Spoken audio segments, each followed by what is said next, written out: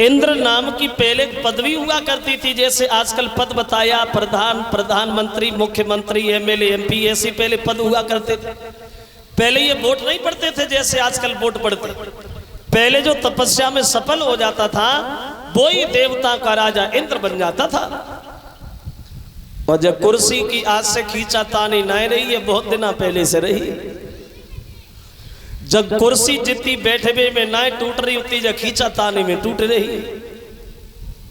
देख रहे हैं आप लोग, और मैं तो देखता रहता हूँ, एक महीना में 4 गांव बदल देता हूँ। ये लोग आते रहते, सुनता रहता हूँ सबको।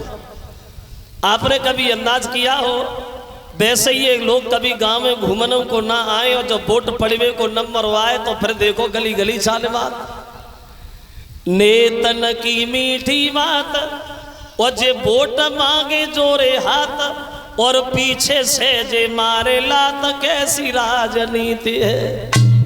जे दबे को दबात जात और उठे को उठात जात और भूल गए बतात मात, कैसी ये कुरीति है। और कहते हैं 1000 बात और पूरी हो न एक बात, और भाषण में न खावे मात, कैसी ये अनरीति है। जे कुर्सी पे लगाएगा तो सिर्फ सीट निकल जाए और कोई लेना देना नहीं, चाहे कुछ भी हो जाए सीट निकले बस। वैसे क्षमा चाहेंगे यहाँ कोई राजनीति से जुड़े हुए लोग बैठे हो, और अब तो भैया राजनीति में लोग ज्यादा पढ़ने लगे। अब सबसे सस्ती पड़ गई है राजनीति। कहीं कुछ ना मिले तो राजनीति में घुस पड़ो, सफेद कुर्ता सिलवा दो, एक पाजामा सिलवा लो और एक अंगोछा डाल लो, नेताजी है। देखो वैसे आप लोगों ने भाषण सुने होंगे आज के राजाओं के, और आज के राजाओं ने सबने एक ही बात सीख ली है। सबने माइक पे खड़े होके अपने मुंह से अपनी बड़ाई करना, उसके अलावा कोई कुछ जानता ही नहीं। माइक पे खड़े हो गए और भाषण देना शुरू हो गए। हमारे इस प्रांगण में बैठे हुए सभी किसान व सभी मजदूर भाइयों, आज हम आप लोगों को देख करके आपका हार्दिक बंधन अभिनंदन कर रहे हैं। अब जय शब्द अब भाषण हो गए शुरू। देखिए, हमसे पहले आए 5 साल रहे और चले गए। क्या किया? कुछ नहीं किया, लेकिन जो हमने किया उसे बच्चा बच्चा जानता है। हमने देखा आपके गांव धौरव में पानी की ज्यादा समस्या है। पिछली साल 8-10 नल लगवाए। किसने लगवाए? हमने। पुलिस की भर्ती हुई, तुम्हारे क्षेत्र के 5-6 लड़के निकलवाए। किसने निकलवाए? हमने। हमने देखा हमारे किसान भाइयों को आने जाने में ज्यादा समस्या हो रही है। पूरे उत्तर प्रदेश में सड़कों का जाल बिछवा दिया। किसने बिछवाया? हमने। अब की बार अगर तुमने हमें भारी बहुमत से विजयी बनाया, अब की बार अगर तुमने हमें जिताया, तो हम पूरे उत्तर प्रदेश में गरीबी को नहीं छोड़ेंगे। नहीं, गरीबी से ज्यादा दुश्मनी है नेताजी, गरीबी को नहीं छोड़ेंगे। वैसे ये तो भूल जाते ने, तो ये कहना चाहिए कि हम गरीबों को ही नहीं छोड़ेंगे। और जब गरीब ही नहीं रहेंगे फिर गरीबी काहे की? वैसे आपको पता है हमारे देश में अभी कितनी गरीबी है? आज के आंकड़ों में अपने देश की जनसंख्या है 1 अरब 35 करोड़ के लगभग।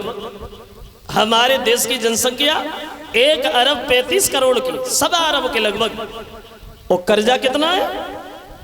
52 अरब रुपया कर्जा लगा। 1.25 अरब की जनसंख्या और 52 अरब रुपया कर्जा।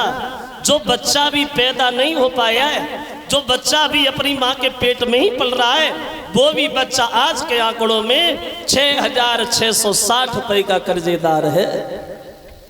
इतना निर्धन है अपना हिंदुस्तान। ये पैसा कहाँ गया?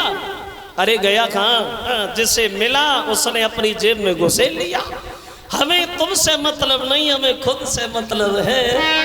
एक गीत हमारे मामा जी गाते थे, वो कहते थे कि मेरी पूजा के लड़ुआ कहाँ गए?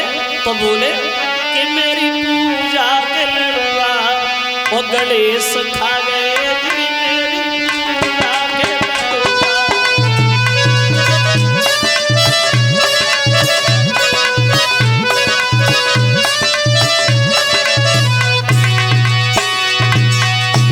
बोले कहाँ गए? जवाब दिया गणेश बहुत बड़े बेईमान।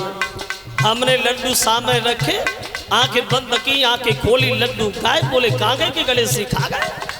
बोले क्या गणेशी लड्डू खाते? खाते। कैसे खाए? बस यही मत पूछो, खाए बड़ा सफाई से। कैसे खाए? मेरी पूजा के लड़ुआ गणेश खा गए। कैसे? जैसे भारत के नेता पूरा देश खा गए।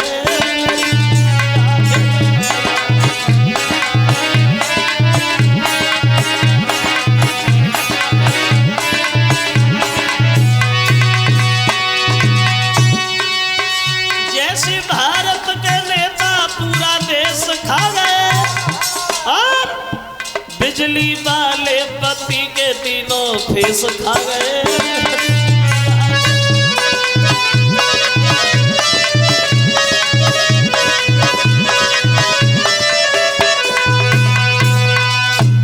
चलो छोड़ो, आओ आगे बढ़े। तो इंद्र इसलिए डर गया कहीं हमारी जो कुर्सी ना चली जाए, कहीं हमारी सीट ना निकल जाए। तो उसने कामदेव से कहा, भैया कामदेव, नारद तपस्या कर रहे हैं और नारद की आंखें तुम्हें खुलवानी है, और खुलवाओगे कैसे, ये तुम्हारे ऊपर है। अब कामदेव चला है नारद की तपस्या भंग करने के लिए, जहां बरसों से नारद बैठे बैठे भजन कर रहे। कामदेव ने जब अपनी माया दिखाई है मां भक्तों, अप्सराएं नाचना शुरू हो गई, नारद के ऊपर चुनरिया फहराना शुरू हो गई। और कामदेव जब अपनी माया दर्शाता है, देखो तो उस कामदेव के इशारे पे और ब्रह्मा कौतुक दिखला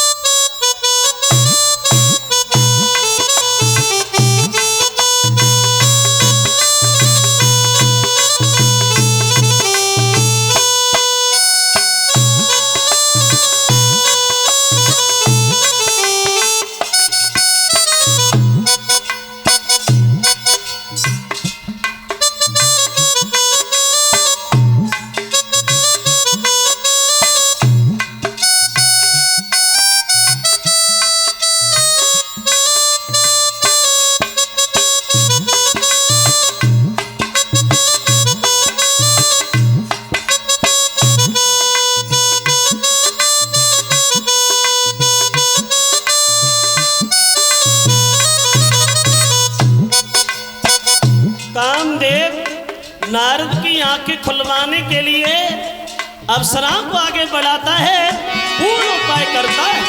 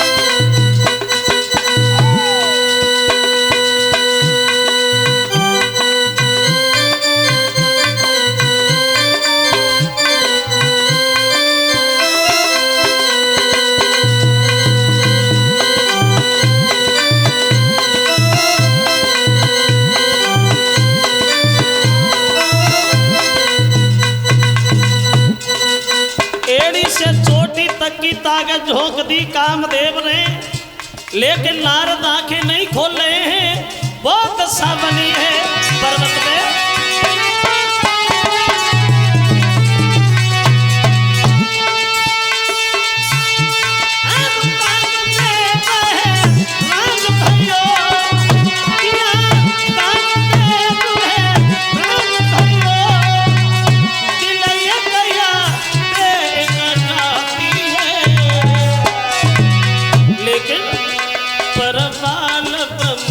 सारी ऋषि पे और नहीं कैसे किसी की जाती है।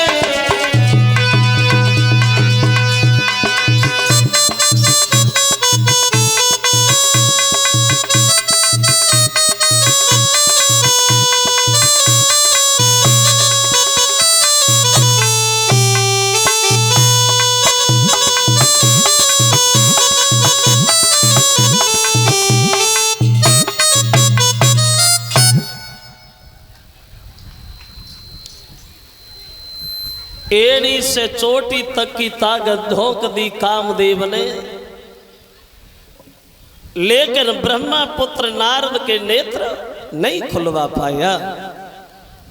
परिणाम ये हुआ अंत में नारद से कामदेव हार ही गया। तो दोनों हाथ जोड़ के उत्तर देता है, माफ करना बाबा, वैसे हमारे सामने आज तक कोई टिक नहीं पाया, हमसे सब डरते हैं, मगर हम आपसे हार गए। वो हार भी गए और ये समझ भी गए कि दुनिया भर में तुम्हारे बराबर कोई महात्मा नहीं है, तुम्हारे बराबर कोई ब्रह्मचारी नहीं है।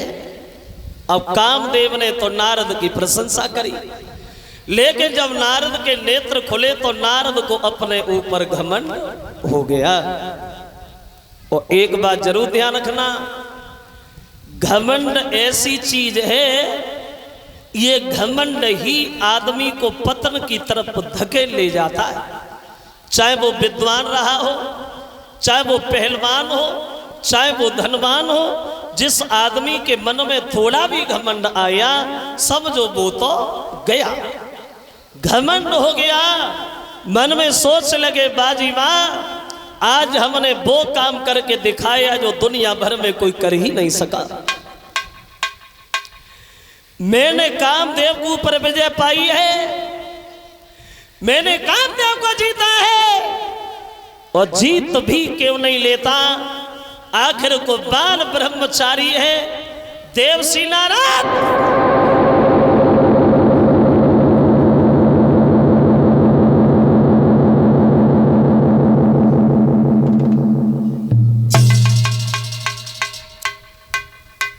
और उसी घमंड में फूले हुए नारद बड़े आगे। अब नारद जी को चैन कहा है, प्रशंसा करते हुए आगे चले, घमंड में छाती फुलाए हुए आगे बढ़े। मेरे बराबर कोई ब्रह्मचारी नहीं है, मेरे बराबर कोई महात्मा नहीं है। वो यही सोचते हुए पहुंच गए कैलाश पर्वत में। जो शंकर जी ने देखा, बाबा जी आज तो बड़ा दिनों में आए नारद, कहाँ रहे? तो नारद जी बोले, शंकर जी सम्मान से बोलना सीख लो, और क्या हम जैसे महात्मा दरवाजे दरवाजे मारे फिरते हैं? सुना नहीं तुमने मेरे बारे में? बच्चा बच्चा जानता है मैंने कामदेव को जीता है, मैंने कामदेव के ऊपर विजय पाई है, और जीत भी क्यों नहीं लेता, आखिर को बाल ब्रह्मचारी है देवसी नारद।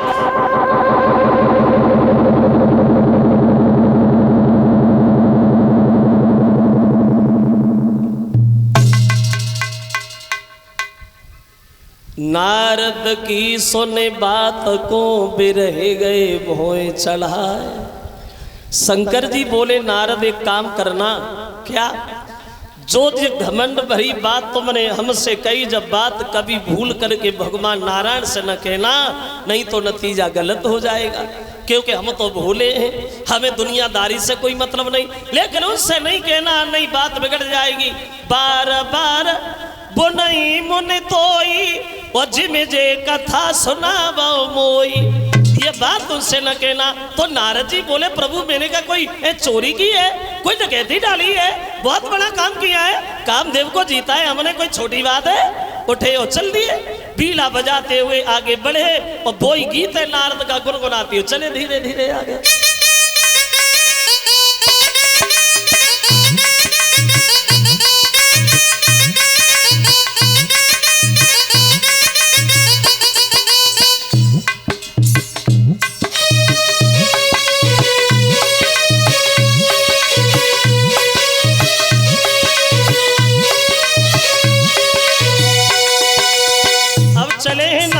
धीरे धीरे बीड़ा बजाते गुनगुनाते हुए बोले, हे श्रीमन्नारायण नारायण हरि हरि,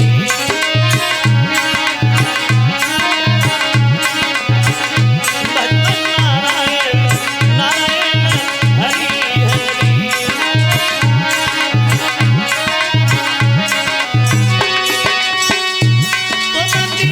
न कयाल कहावत हो,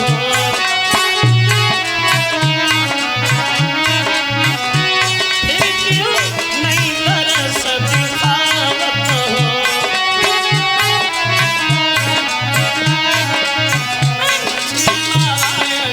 नारायण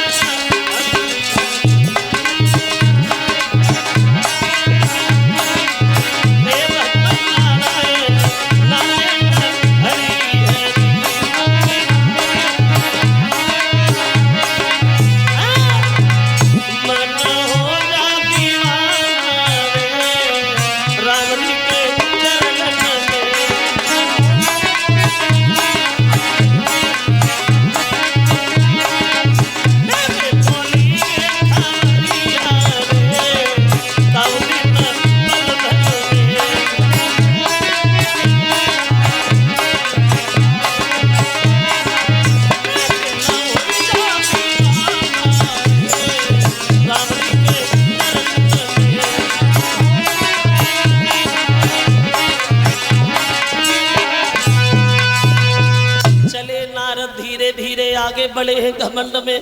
तो एक बार कर तब बरबीना और गावत हरि गुण गान प्रवीणा। पहुंच गए भगवान के पास तो हरसी मिले, उठे रमान के ता और बैठे आसन ऋषि समेता। हरसी मिले। आइए बाबा जी, आज तो बड़ा मगन दिखाई दे रहे हो। भगवान पूछने लगे क्या मिल गया? तो नारद जी घमंड में बोले, प्रभु मिल गया। उन्हें क्या नहीं मिल गया? तुम्हारी ऐसी कृपा रही, जो कामदेव ने सब कुछ किया लेकिन मेरी आंखें नहीं खुलवा पाया। और खुलवा भी कैसे लेता, आखिर को बाल ब्रह्मचारी है देवसी नारद।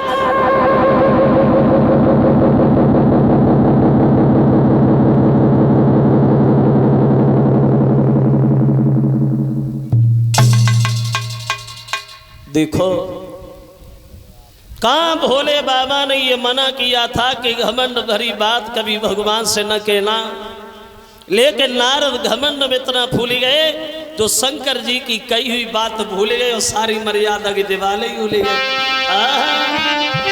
वो नारद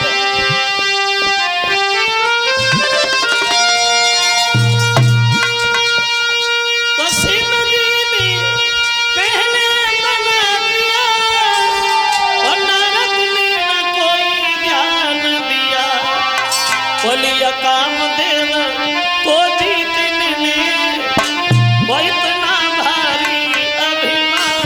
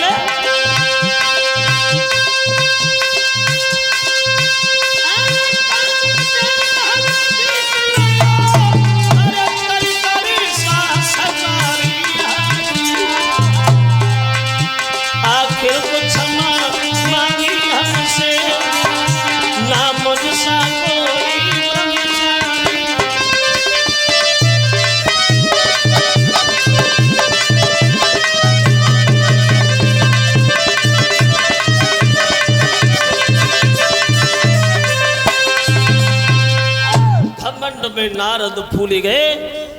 तब तो भगवान ने नारद के मुंह पे नारद जैसी बात कही, बड़ा अच्छा किया नारद, तुमने जो कामदेव जीत लिया। वो कामदेव को जीतना महात्माओं के लिए कोई छोटी बात थोड़ी है। नारद बोले और क्या? तुम समझ गए, तुम समझ गए, बहुत बड़ा काम किया हमने। उठे और चले गए। लेकिन भगवान मन में विचार करते हैं, अब जब इन्हें घमंड हो ही गया है तो हमें ऐसा कुछ करना चाहिए जिससे ये नारद का घमंड दूर हो। अब नारद के घमंड को दूर करने के लिए भगवान ने अपनी माया दिखाई। एक बड़ा सुंदर नगर बसाया और जिस नगर के राजा हुए हैं शीलनिधि, वो उन्हीं शीलनिधि के घर में एक विश्व मोहनी नाम की लड़की पैदा हुई। और वह लड़की माया के अनुसार जवान हो गई, शादी के योग्य हो गई। तो शीलनिधि ने अपनी बेटी का किया स्वयंवर। क्या किया? स्वयंवर। लड़की अपने पति को स्वयं ही बरे, उसे कहते थे स्वयंवर। और गंधर्व विवाह किसे कहते हैं? बोले गंधर्व विवाह उसे कहा जाता है जिसे आजकल कहते हैं लव मैरिज। प्यार में शादी, उसे पहले गंधर्व विवाह कहा जाता था। तो शीलनिधि ने अपनी बेटी का किया स्वयंवर।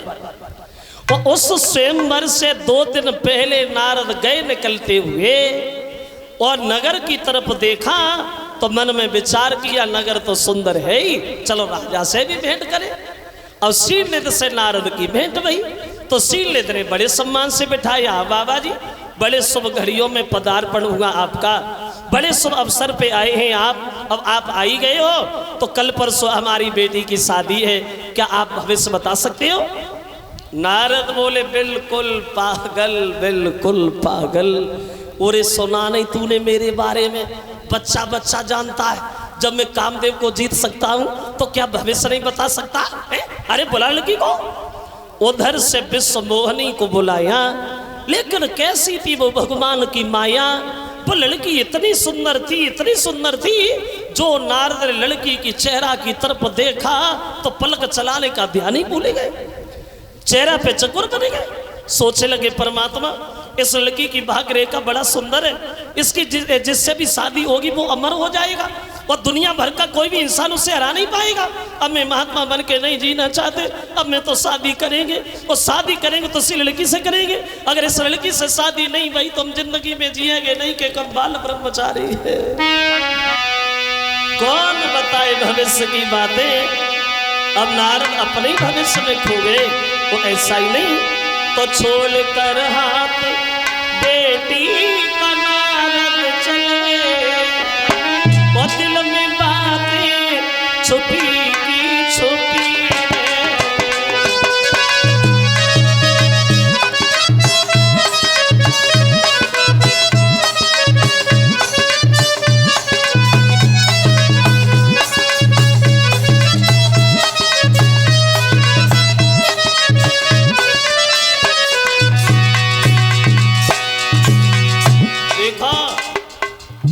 वही नारद जिन्हें घमंड था मेरे बराबर दुनिया में कोई महात्मा नहीं है, मेरे बराबर कोई ब्रह्मचारी नहीं है, उस लड़की को देख करके पागल हो गए। और छोड़कर हाथ बेटी का नारद चले, दिल में बातें छुपी की छुपी कुछ कह ना सके अपने मन की व्यथा, कुछ कह ना सके अपने मन की व्यथा। श्वास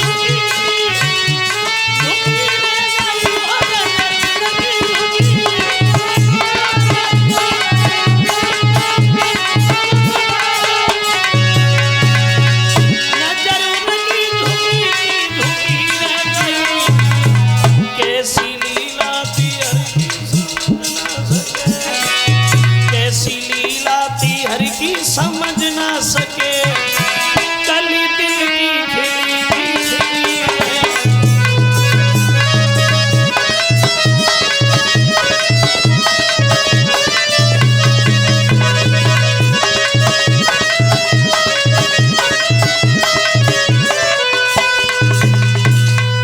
लड़की को देख के नारद भले परेशान हो रहे, मैं इतना सुंदर नहीं हूं जो लड़की देखती देखते मेरी गर्दन में जयमाला डाले। वो इतना वक्त नहीं है मैं तपस्या करके सुंदर बन जाए। मात्र 2 दिन बचे हैं, हम करें तो करें क्या। बड़े हैरान, बड़े परेशान।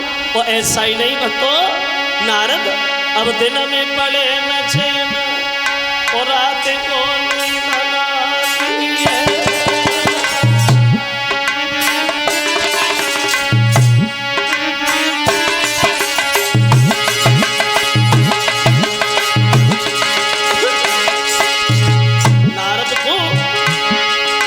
दिन में पड़े न चैन रात को नींद न आती है। जब देखी नजरी उठाई ध्यान में लड़की आती है रे गरीबों की सदना। जब विश्व मोहनी दुल्हन बन मेरे घर में आवेगी रे हराम खाना पीना है। और सोची नारद लड़की के अब नहीं जीना है। क्या करूं क्या करूं, मात्र 2 दिन बचे। अगर किसी और से शादी होगी तो मैं किधर जाऊंगा। और दोष भी नहीं है नारद का, कभी कहता ये प्रेम बुरी जंजीर वीर तुम झूठा मती मानो। जब नाई जाति कछुते सबुरी बीमारी जय जानो रे हमेशा दिल लगे। और बुद्धि करे न काम कले जो बिन प्रेमी तड़पे रे हराम खाना पीना होवे। और दिन में पले न चैन रात को नींद न आया।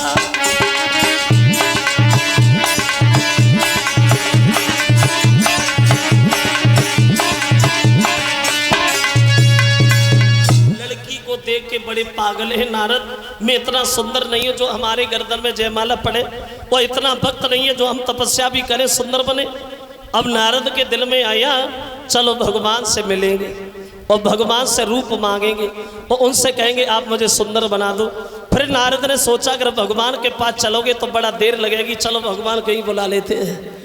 अब भगवान का ध्यान किया, भगवान तो तैयार ही बैठे हैं। पहुंच गए नारद के सामने, कहिए बाबा जी आज हमारा ध्यान कैसे आ गया आपको। तो नारद जी बोले महाराज हम तो सोते जगते चलते फिरते उड़ते बैठते 24 घंटा तुम्हारा ही ध्यान करते। आज ऐसा कोई काम करो जो काम मेरे हित में हो। जय विधि होए नात हित मोरा, ऐसा कर दो जो मेरे हित में हो। भगवान बोले वही होगा जो तुम कहोगे, कहो क्या करें। तो प्रभु से बोले प्रभु हमें आप सुंदर बना दो। वो इतना सुंदर बना दो, इतना सुंदर बना दो, इतना सुंदर बना दो जो भी मेरी ओर देखे वो देखता ही रह जाए। क्या हाँ हम सुंदर बनना चाहते। तो भगवान बोले ये कौन सी बड़ी बात है नारद, हम अभी तुम्हें सुंदर बना रहे।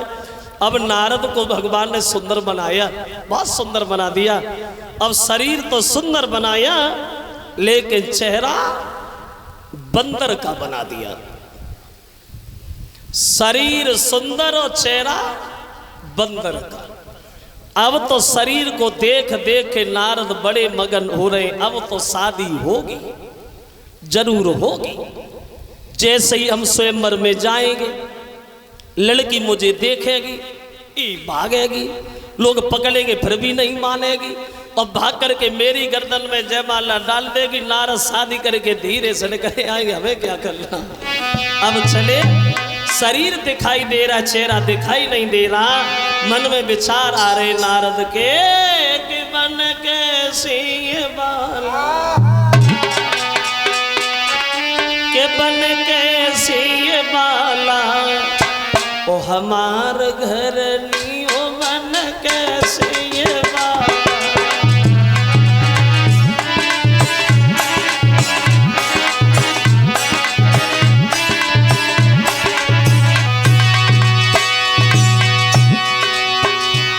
कैसी है लड़की लड़की। नारद लड़की के चेहरा को दिल में बसाए हैं। कैसी है लड़की?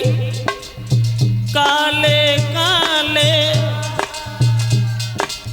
केस घुंघराले, जैसे नागिन कारी, देख के लोग तारीफ करे, ऋषि नारद की अति सुंदर नारी। बन के सिर वाला हमारे घर नहीं, बन के सिर वाला।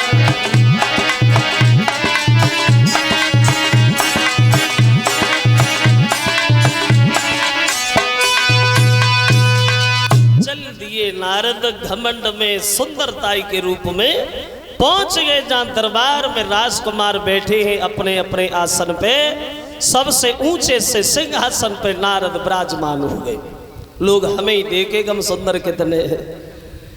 शंकर जी के दो गड़बी वहीं घूम रहे थे दरबार में ब्राह्मण का रूप धारण करके। नारद की तरफ देखा तो एक दूसरे से बातें करने लगे। भैया आज नारद बड़े सुंदर दिखाई दे रहे। अब तो नारद को और ज्यादा घमंड हो गया, खड़े हो गए। ए देखो, हमें देखो, हम सुंदर कितने हैं। तब तक वह लड़की विश्व मोहनी जयमाला लेकर के दरबार में प्रवेश करेगी। जो नारद ने लड़की को देखा, उठे और लड़की के सामने खड़े हो गए, अपनी गर्दन आगे बढ़ा दी। उस लड़की ने एक बार नारद को देखा, दोबारा मुड़ के ही नहीं देखा। अब नारद को ऐसा लगता था जैसे मानो उनका कोई कलेजा निकाले लिए जा रहा है। ऐसा लगता था जैसे दौलत से भरा हुआ भंडार कोई छीने लिए जा रहा है। लड़की घूम के आती, नारद सामने, लड़की ने देखा ही नहीं। राजा के रूप में जब भगवान दरबार में बैठे हैं तो लड़की आगे बढ़ी। उस लड़की ने भगवान की गर्दन में जयमाला डाल दी। और जो भगवान के गर्दन में जयमाला डाली, नारद को क्रोध आ गया। खड़े हो गए और चिल्लाने लगे, पागल है ये लड़की, बिल्कुल अज्ञान है ये लड़की। भगवान ने इसे रोक तो दे दिया, लेकिन बुद्धि देना भूल गया। ऐसे बुद्धि नहीं दी। ये भी नहीं जानती इन लोगों में सबसे ज्यादा सुंदर कौन है। अरे हमें देखो, हमारी तंदुरुस्ती देखो। अब तुम लोग मेरी मुंह की तरफ क्या देख रहे हो? लड़की से कहा जयमाला हमारे गर्दन में पड़नी चाहिए, शादी हम करेंगे। हम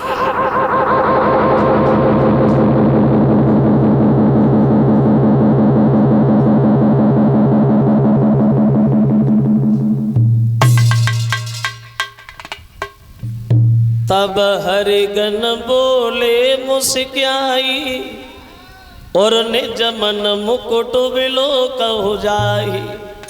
शंकर जी के दोनों गल हंसने लगे, बोले बाबा वैसे भूल हो गई, लड़की से जयमाला तो तुम्हारी गर्दन में पड़नी चाहिए थी क्योंकि तुम बड़े सुंदर हो, लेकिन तुमने अपना चेहरा देखा है? ठहरे हुए पानी में नारद ने बंदर जैसा चेहरा देखा तो नारद से रुका ही नहीं गया। दोनों गलों को श्राप दे दिया, मूर्खा बहुत देर से मजाक बना रहे तुम दोनों, तुमने हमें बताया नहीं। हम तुम दोनों को श्राप देते हैं, तुम दोनों राक्षस बनोगे। और क्रोध में आए, बीड़ा उठाया, दूर फेंक दिया। आज हम भगवान को भी नहीं छोड़ेंगे, उन्हें भी देख लेंगे। अपनी शादी कर ली, दुनिया के लोग कुआरे मर जाओ। आगे बढ़े तो क्या देखा कि सामने से भगवान आ रहे, विश्व मोहिनी लक्ष्मी जी साथ में। तो भगवान ने नारद को देखा तो नारद को देख करके नारद से एक सवाल कर दिया हंसी हंसी में। कहाँ जा रहे हैं नारद? कहीं नहीं जा रहा हूँ। अरे भैया बड़ा गुस्सा में हो, तुम्हारे पास आ रहा। तुम्हारे क्यों? क्यों कि तुम कपटी हो, कपटी। दूसरे का घर बसते देख नहीं सकते। जिंदगी में पहली बार शादी करने का विचार बना, अकेले शादी तुमने नहीं होने दी। तुमने, तुम्हारी बातें, तुम्हारी करामात कोई नहीं जानता, मैं जानता हूं अच्छी तरह से। समुद्र का मंथन कराया अकेले तुमने, कौस्तुभ मणि निकली निकाल के तुम चले गए। शंकर जी को पागल बनाया तुमने, शंकर जी को पागल बनाकर जहर दे दिया। देवताओं को अमृत दिया, राक्षसों को शराब पिलाई, लेकिन तुमसे कोई कहे कैसे, कहे कैसे? और बोले कि परम स्वतंत्र सर पर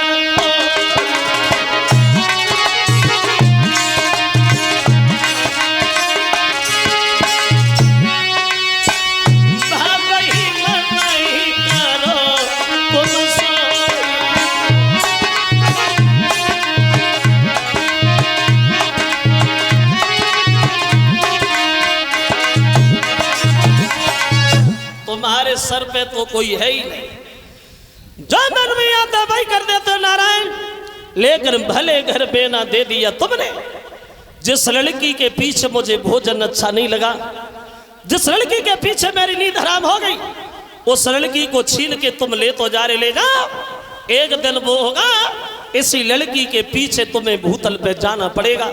और जो बंदरों का चेहरा देख के तुमने हमारी हंसी की है, ये बंदर तुम्हारी सहायता करेंगे, ये हमारा श्राप।